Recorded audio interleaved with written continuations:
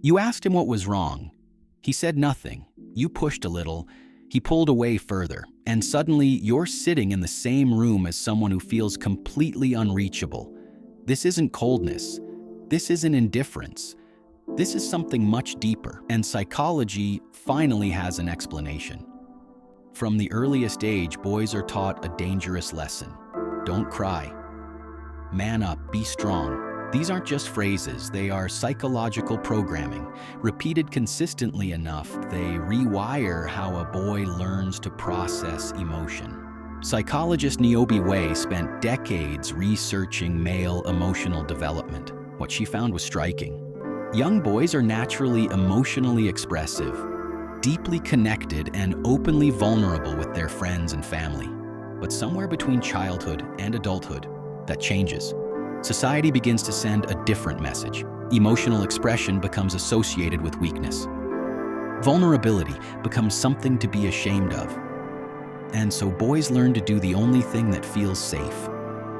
They shut down. By adulthood, most men have spent decades practicing emotional suppression. It isn't something they consciously choose. It's something they were trained to do before they were old enough to question it. And here's what that looks like in a relationship. He doesn't say he's stressed. He goes quiet. He doesn't say he feels overwhelmed. He disappears into his phone. He doesn't say he's scared. He picks a fight about something meaningless. He's not ignoring you. He's doing the only thing his brain knows how to do with feelings that feel too big and too unfamiliar to put into words. He's containing them, because for most men, expressing emotion doesn't feel like relief. It feels like losing control. And losing control feels dangerous. Psychologists call this emotional withdrawal. And it creates one of the most painful cycles in relationships. The man shuts down. The partner pushes for connection. The man feels overwhelmed by the pressure and retreats further.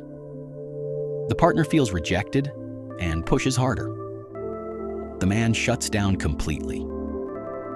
Neither person is wrong. Both people are suffering.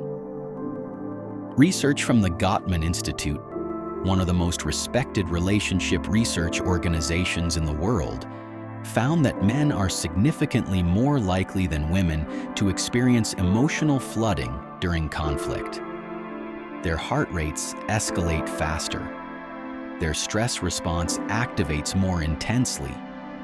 And their ability to process and communicate emotion in real time becomes severely limited. Shutting down isn't a choice. For many men, it's a physiological response to emotional overload. So what do you do when the person you love goes somewhere you can't reach? You give him the one thing that feels counterintuitive in that moment: space. Not because he doesn't care, not because you don't matter, but because pressure, no matter how loving, closes the door further. Research consistently shows that men open up more when they feel safe rather than cornered. Side-by-side conversations, driving, walking, doing something together, are significantly more effective at getting men to open up than face-to-face confrontation.